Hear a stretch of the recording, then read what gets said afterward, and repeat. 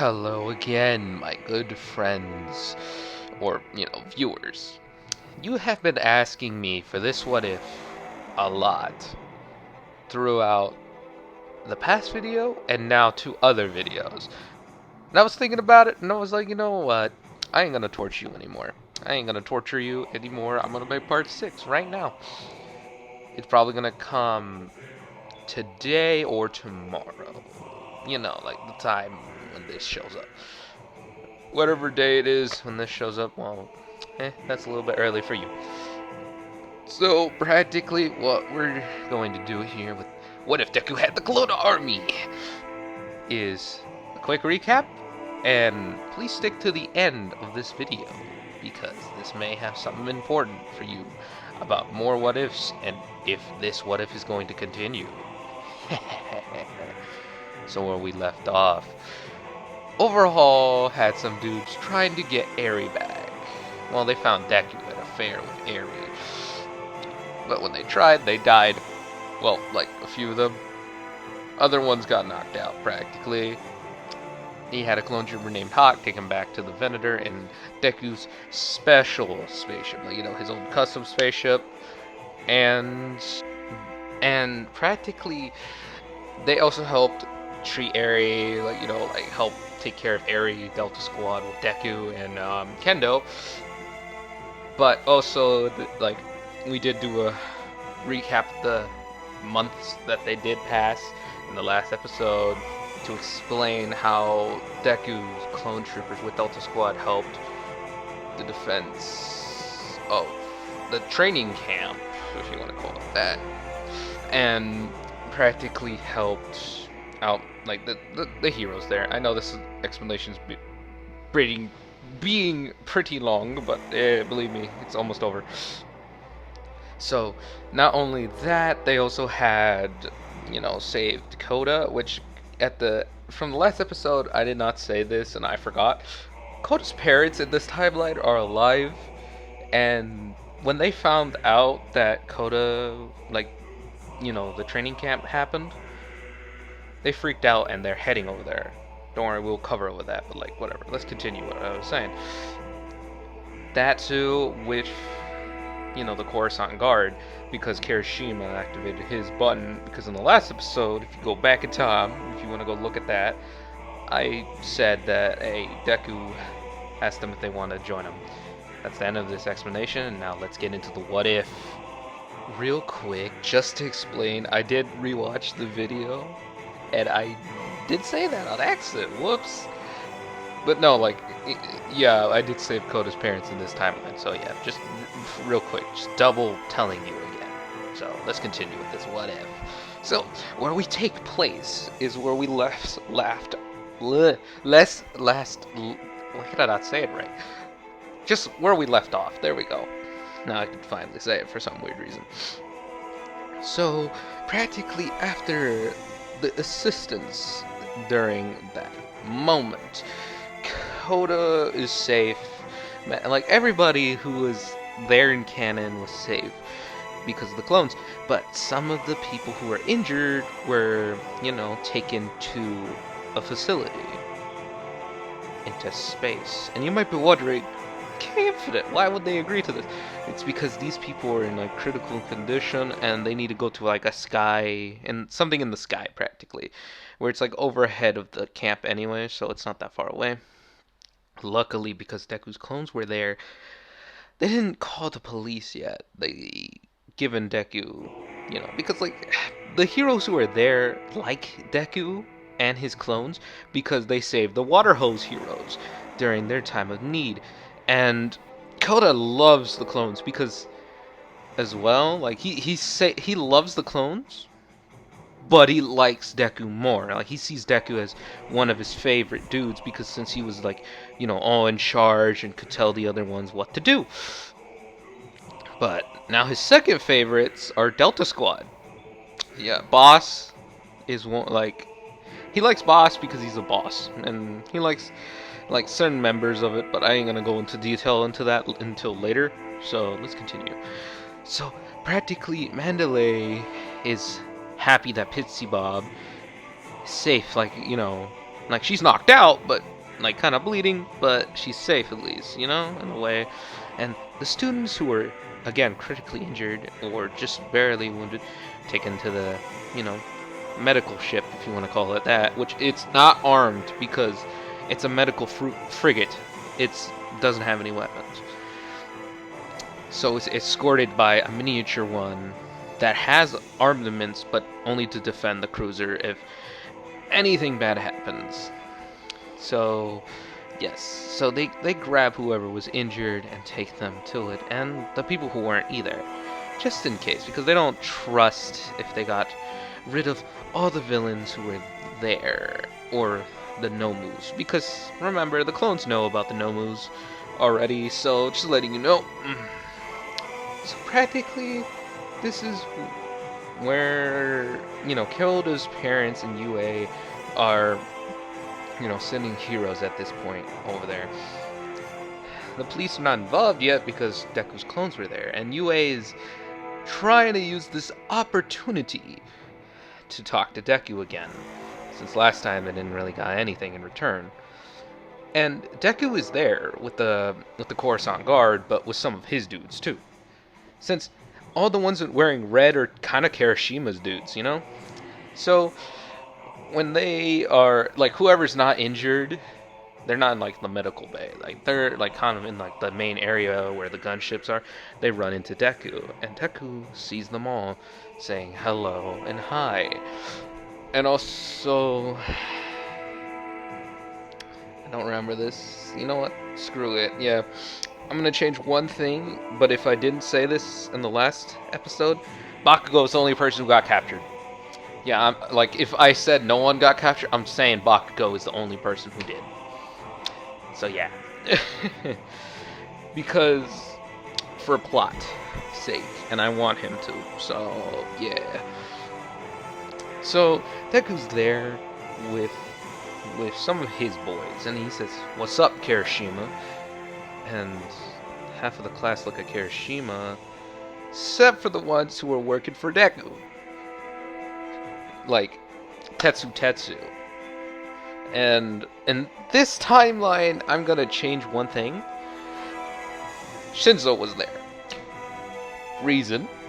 He was there because Mr. Aizawa actually liked him more, and I'm gonna use him to take that one little spot from Deku, and much more because I want to. And I don't know if I made up a character to take Deku's spot, but I don't care, and I want that. I want him to be in the hero, of course. I feel like he would be the best hero ever, but whatever. Let's continue. So he says, "What's up, Kirishima?" And just, again, everyone looks at Kirishima in shock, and, like, saying, "You know him?" And he said, Deku, like, Kirishima's like, and Deku's like, "Yeah, I do. My name's Deku." Or, well, more like my code name. But that's... you will get the chance to know my real name at another time. So, this is where the class is kind of confused why Kirishima kept this a secret. Didn't tell them anything, that he was working for Deku. And Deku knows what's happening, so he explains. He tells them, like, he met Kirishima and he wanted him to work for him and to help him protect all of you guys. And he accepted it because he wanted to protect all of you. But in return, he got more than he could chew, like, you know, pay off. I gave him training and everything. It's always good to have good friends in high places. So Nina's surprised about this because Nina didn't expect her friend to keep this secret. And she's kind of in shock because, like, in her head now she's finally putting it together. That's why he was acting so weird, like, before with... And then she thought about it. Tetsu. And... No. And she put it all together, and she's denying it at first, but then she realizes... No, that can't be a lie now. That has to be the truth. But Deku fully pulls away their intentions now. And he says, well, anyway, boss, or Delta Squad, whatever, get your guy, get over here. And Delta Squad shows up and they're like, yes, sir, yeah, what's up, boss? And boss is like, nice to see you again, sir. And Koda's like, wait a minute, like he's like what? They're, he's excited. He kind of wants to be Deku because remember, this timeline, Deku and Kendo saved his parents, and he's excited because now two of the heroes that he knows now, well, vigilantes, but he doesn't care. He still considers them heroes in his own way. So during this situation, everything goes as in a weird way. So since they were on the medical ship, and this is kind of a flashback from a month before everything happens, if I'm right, I can be wrong. Whatever. The pro heroes and Koda's parents show up with no police because they're trying to take this opportunity to talk to K.infinite. I mean Deku. I don't know why I got K.infinite in the brain, but whatever. Let's continue. I'm keeping that in, by the way, just so you guys know. Yes, I am human. I mess up most times. All right. So let's continue. So practically, they talk to Deku, and they're trying to convince him to try to be a hero, but Deku says no, because he still doesn't want to be a hero because the following reasons. Number one was he still sees the system flawed, and he does not want to follow in the rules of how people should see him. He doesn't really care about that. He cares about only saving people and, either locking up or killing the bad guys. Either one of the two. And this is their whole conversation. Because Nezu's there and he's talking to Deku. He is talking to Deku while Deku is talking to him. And after the students who were injured finally get healed, they take this spaceship back to UA. But Deku does go with them for now. Because the reason why they're not gonna do anything is because only Deku's there. They don't know where Kendo is, and if Kendo's not with him, he could she could come and get him out if anything happens. And she still has full monitoring. She can see what Deku is seeing through his helmet. His helmet has a camera, so they're just monitoring him so nothing bad happens. So during this, they drop off the students there, and Deku says, let's keep this under wraps for now. Don't tell nobody this happened. And you looks at pulls Mr. Aizawa to the side because they didn't tell the rest of the teachers this. Only Mr. Aizawa knew, and the Wild Pussycats knew about this, and so he got them all together and tells them, okay, you keep Kirishima's secret to her, and you don't tell the other teachers this either. And make sure Mr. Aizawa and your students keep that as well. I'm going to have the same conversation with all of them too, because this is very important. I'm going to need the people who are keeping an eye out for you guys. Important and secret. You already found one of them. I don't know if you're gonna find all of them either. But just keep this under between all of us, alright? And also, hey, Mandalay. And she's like, yeah, Deku, and he gives her a remote, saying, "Push this if you ever need serious help." And the whole battalion of clones will arrive and help you guys out. Alright, just keep your eyes out and just make sure you only push it for extreme emergencies. So Deku tells Mr. Aizawa that since Kirishima's won, he's going to do a deal with UA, but UA cannot do anything about this. That it's practically where Deku can, like, he's soon going to be able to do whatever he wants, and they're not going to do nothing or convince him to become a hero, since he's going to be a special type of hero. Reason why. Well, this is where, after a while, we time skip, and yes, we have to. We gotta go back to the point where we were after, like a little bit more ahead after Eri went back, and Kendo and Deku were having a meeting about the projects that they're constructing, building new weapons.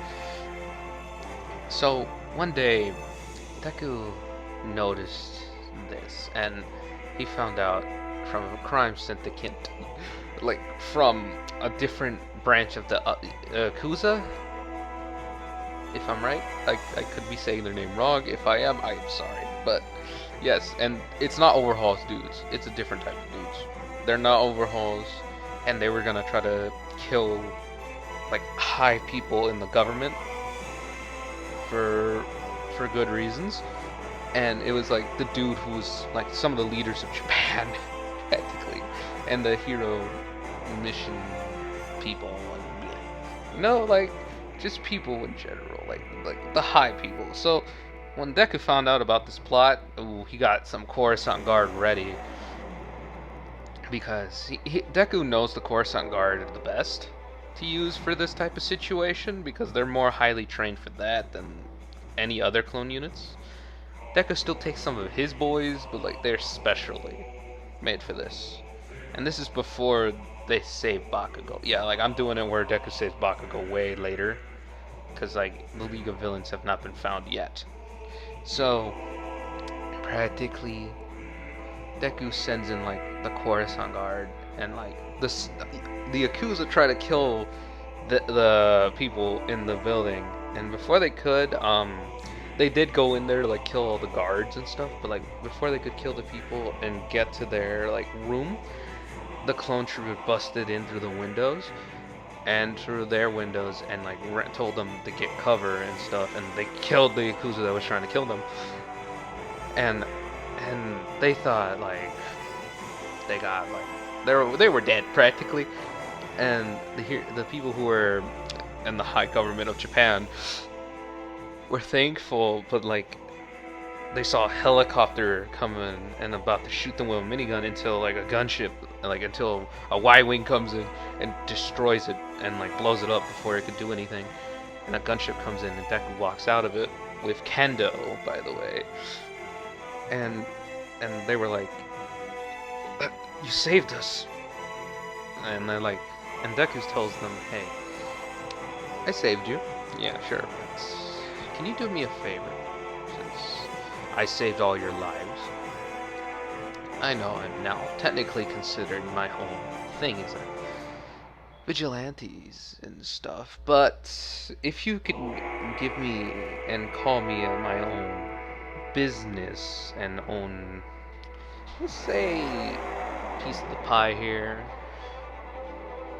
I will keep the Coruscant Guard around to protect you." And believe me, they had a plan and everything, these dudes who were trying to kill you. They had dudes about to come into that through those doors and kill you, but luckily the Coruscant Guard got here before anything. Or should I rename them to the Japan Guard? Whatever, but you do this with us, and if we can do whatever we want, heroes do, but also with the lethal military, we'll be fine with that. Just don't try to do anything or eliminate our power, because we already have a big enough following of people. And if you do, there's a chance that we'll have a full revolution on our hands. And you wouldn't want that, right? So the people who are in the Japan government reluctantly authorize Deku and the clones to be legal servants of the government. But not really, since, Deku could technically, if he wanted to, and I'm just saying, since now the Coruscant Guard are now, renamed as the Japan Guard, well, half of them, like, not all of them, like, the ones, like, Hiroshima still has a lot of them, but, like, the ones who are protecting the people in the Japan government, they're, like, more like the chorus, like, they're more like the guard who just protect them, alright? Let's just call it that. And they're just more different. They have a different color than red, so it's more like the Japan flag, like, colors, practically. So there you go. So, but I'm saying, if Deku really wanted to, he could kill them all with his clones, if he really wanted to. But he ain't gonna do that, because there's a hero Deku with the clone army, so whatever. Let's continue, though. So, after that, Deku does tell them, hey, let's release this on the news and stuff. And so UA sees Deku and Kendo on a podium and stuff, and Kendo's the one who gives the speech about, like, how they're going to help Japan and blah blah blah blah, like, and stuff. And a lot of people are happy about this. A lot of people. And it's only the people who are mainly quirkless and who don't have useful quirks, or their quirks are weak, or people's, like, quirks seen as villainous and stuff, because they're happy about this, because they like Deku. Because remember how I said at the beginning, those were the type of people that liked Deku because he cared about them, and he wanted them, and he used them to work with him, and gave them chances, hope, and belief that they could do more than what the society has put them as. And so yeah. So during this, at the end of Kendo's speech is like, and yes, I believe you guys can become heroes if you try hard enough. And also, we will always be on the hero's back. And UA sees that. Like, the teachers and Nezu see that, and they're all in shock. Even, like, Class 1A, the students who were watching it on the news, were in shock about this, that the clone army is like that. But at the last bit, Kendo did say if anybody that is Zuko, switch to Zuko with Deku, because she's still gonna call him Deku when they're in public, but whatever. Saying that Deku has made a choice where he can hire whoever he wants to lead clones if Deku truly thinks that, and everyone looks at Kirishima in shock. So that means you can lead some clones now? And they're not, like, Kirishima's like, yeah, technically that means yeah, I can, man. And Kendo says that they're gonna work with UA and train the next heroes to be better and, like, be, like, more pillars of peace. And that's what, like, Deku's plan was. And Deku agrees and says, yes, we're going to create more pillars of peace like All Might, and, make sure everyone can keep their smiles and stuff. So, after that, UA and Deku are now talking, and Deku did now send more clones over there, like, for extra security, since last time from,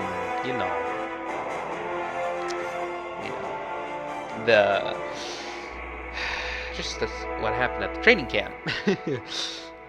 So Deku is now been talking to Nezu after, all that, telling him that him and Kendo were working on projects. And also, P.S. if any of you guys know Kendo's hero name in the canon, tell me so I can use it, because That's what I was gonna try to do, but I couldn't find it. So if you know Kendo's hero name, please tell me. So let's continue. So after that, Deku was let in on the assistance of saving Bakugo, and Deku didn't really want to, but he had to because he felt like, yeah, he ain't gonna let him die, even though what Bakugo did to him, which, like, after this point, people have also been wondering what, like, Deku and Kendo look like. Because remember what I told you? Kendo has, like, a futuristic thing. Even though her costume looks weird, like, you can't tell who she is still. Because it's, like, a futuristic type covering. So, it's more harder to tell. So, practically, Deku has been, like, discussing it with Kendo. And they're wondering what they look like. And stuff. Luckily, Deku has an operative named Stain working under other side to get rid of more villains. Since Kirishima is technically now, and Shinzo and Tetsutetsu, they're more excited about this because that means if they become heroes and stuff, they could technically join up with Deku and have dudes helping them in the long run, practically. But yeah, I know I've made Nina and Kirishima and Tetsutetsu pretty smart. Well, like, I didn't really feel like they were dumb, but like I felt like if you give them enough hints, they'll figure it out eventually, practically. But whatever, let's continue. So during the raid, instead of police that were there, it was police and clone troopers mixed in. Just some regular ones, and then the heavy-duty ones were the ones who went in with All Mights, practically. And these weren't any regular ones. These were the 501st. Yeah, Deku dislikes the man a little bit, but he still cares about All Might in some regards. So, during this whole situation when they're trying to save Bakugo, everything happens in canon, but who goes to save him is still the same people. Don't have Deku there. And replace it with, I'm gonna say, who is a close person to Bakugo? You know what, I'm gonna say Nina. Because she cares about Kirishima. And she kind of likes him. So during that situation, everything goes down. It's just the clones are there helping a lot more, and they push back the no moves way more. And the Juggernaut, like, looking clone troopers just fight the League of Villains. And Shigaraki touches him, but remember, in this point, he's still nerfed, so it's not gonna kill them since they got like heavy-duty armor, and their armor's made to not decay that easily because they decay over like 200 and thousands of years. That's like just for the clones' armor. You know, they can still die and they still can get pierced, but it's just like it's more difficult to pierce practically. But it just decays. It decays very long. Like it takes a long time for it to decay. So they're just beating up the League of Villains, and Dabi does kill a few clones. Yeah, I ain't gonna lie. And like Twice does fight them off a little bit. A few people die. Twice does his Sad Man Brigade, and has a bunch of Twice clones trying to stop the clones. But since Twice doesn't have a gun, and the Twice clones also don't have a gun, they're kind of losing because the clone troopers have guns. And until ATRTs start showing up, coming in, rushing in, and just stomping over some Twice clones and just demolishing them and stuff. And it's just like a full-on battlefield for the Camino wards, and it's just a lot of them. And the League of Villains do escape, but All For One and All Might still do their thing. But Deku shows up with a special, unique type armor that was designed to fight people strong like All Might or In this case, All For One, and it just destroys All For One. Like, he is bloodied and just destroyed, and All For One is like on the brink of death itself. And Deku was about to kill him, but All Might told him to stop. Like, heroes don't kill, like, don't kill him and like arrest him and stuff. And like Deku stops for a minute and hears the man's words, but then looks back at All Might and says, "All Might, he's just gonna get back up and kill you, try to kill you." And he tells it over the speakers in the suit, and it tells the world about All For One and like One For All, because Deku figured it out. Because remember, like Deku put a camera special speaker type thing on him that explained and let him hear the whole story of One For All and All For One. Because All Might was gonna pass his quirk to, I'm going to say, was a million, and if I did say that before, no, he did not yet. Like, he was going to, but then a million refused because he didn't want to use All Might's quirk to do it. He wanted to still use his own quirk to become the symbol piece in his own way. He didn't want to steal All Might's quirk, and even though he knows All Might's quirk is much differently, that like he still didn't want to take it.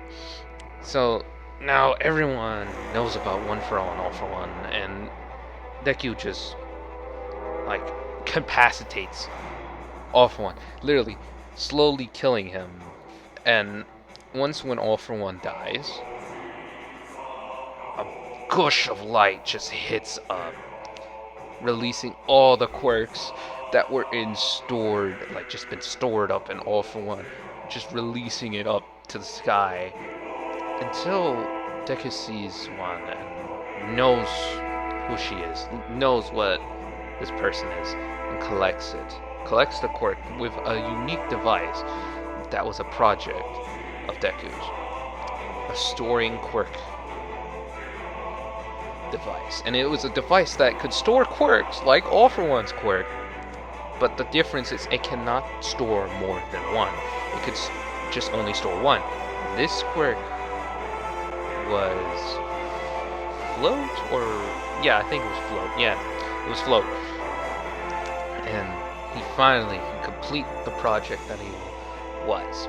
So when Deku left, like when Deku killed All For One, Tomura Shigaraki saw that and he was pissed. He was mad. He wanted to kill Deku, or at least the Republic, because but he couldn't do anything at that time because he couldn't go back because Kirigiri was still knocked out. He's still sleeping. So yeah, but All Might Deku, after the battle, people praised Deku in a way because Deku knew about this and told everybody, and All Might couldn't lie about it anymore. People saw Deku and All Might as the heroes that they have now, and All Might still retires because well, not yet. He's going to soon, maybe, but he's thinking of retiring at this point. Like he's thinking Izuku Deku here can keep it going until he talks to Deku about it, and Deku pretends to take One For All, but in reality he just took the quirk to go finish his project. And Deku tells All Might not to retire yet, give the next generation a chance to get their pillars before he has to retire. So Deku goes to a room and Kendo's there, and she's like, "Zuku, I don't know if this is a good idea." And Deku's like, "This is a good idea. This is necessary, and we're going to need someone strong like All Might. And it kind of makes sense to use someone who has already had the experience of the quirk. At least now, they have their soul back." And ooh, you heard me. At least they had their soul back. And they see a person that is like, she is old. Like, she got to the point where of her age before she died. And they say, well, she's going to soon wake up.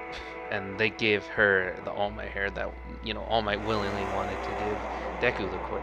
And One for All could still be passed to someone else, so long as you want to give it away and the person wants to receive it. Well, Deku puts it in, because it's hair, puts it in the person's mouth, and they wake up and they're like, oh, what was that? That tasted so bad. And Deku tells Nana Shimura that it's alright, because I'm here. And tells her everything. Tells her what she had been missing since she was dead for a little while. She's like, so, this is a second chance.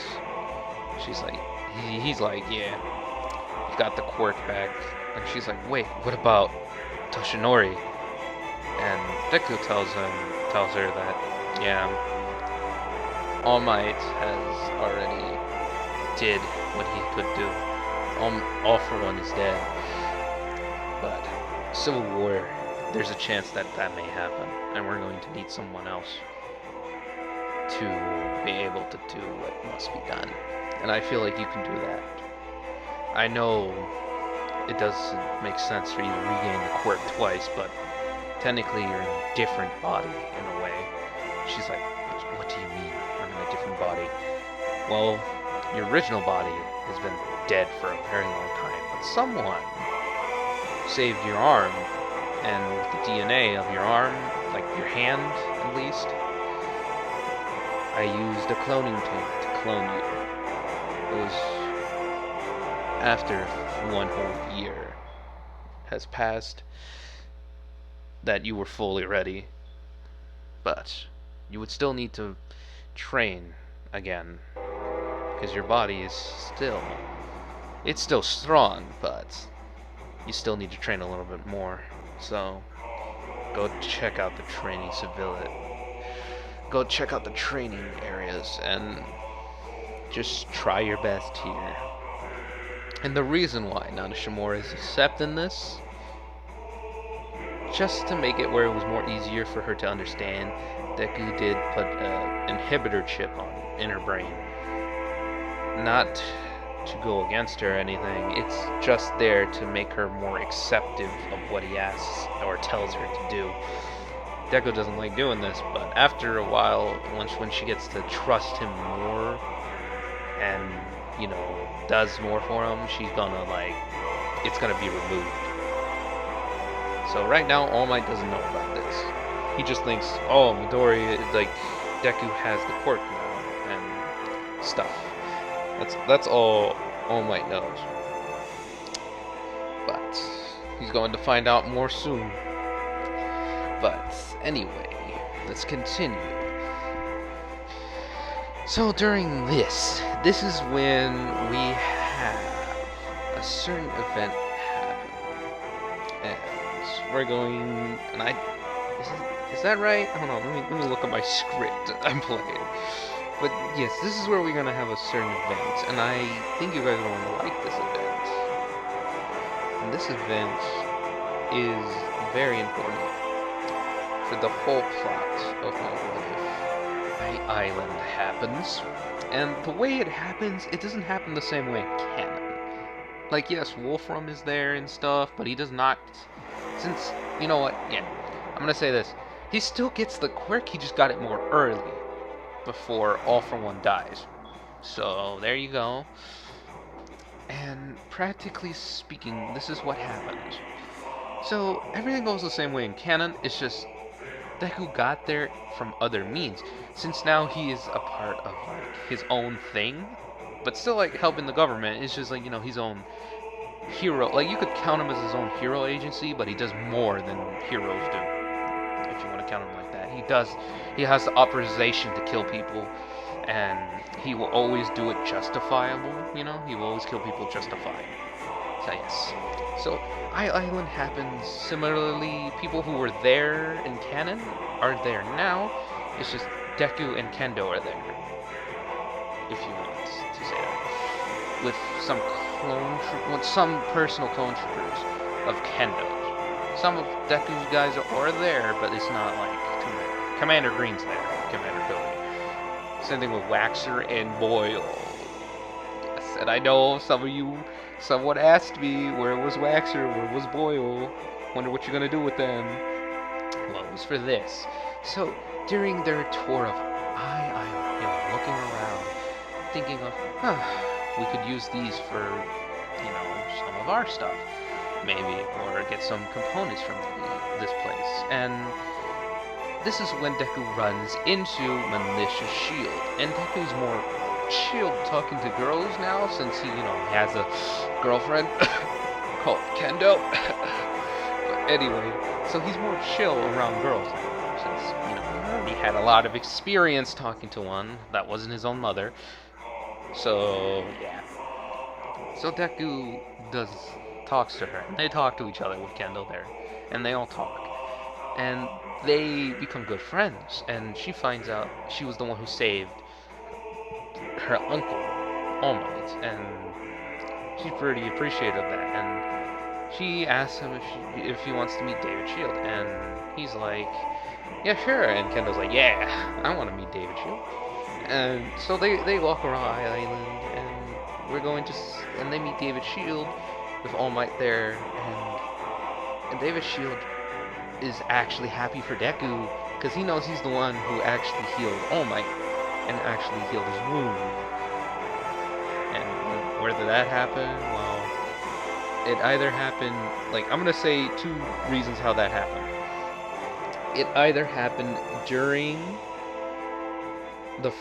when the USJ happened, because I don't remember, or after it, after a while, and when Deku, and I'm just gonna say this just in case, if I didn't say he healed All Might during the USJ attack, happened at some point in the timeline now, and I'm just saying, at some point Deku would have healed All Might anyway, because, he already figured out about One for All and all that junk, and he would have figured out that All Might had a wound and everything, and he would try to heal him anyway. But it still has the same problem where All Might's still losing his quirk. So eventually he won't even need it anymore. Because Deku's going to help All Might out here. He's going to have All Might do some stuff for Deku. Which will get him a suit that was similar to One for All. Of power, practically. So during this, Melissa and Deku and Kendo become pretty good friends, with All Might practically being Deku's pal in a way. Same thing with Melissa Shield's father. And so we're going to skip a little bit. Who was ever there in canon where they were at the party?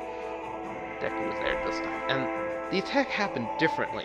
Since the clone troopers were there and made it more difficult, Waxer and Boyle were with Deku and them coming in. They weren't actually the area. This time around, we had everything goes down the same way.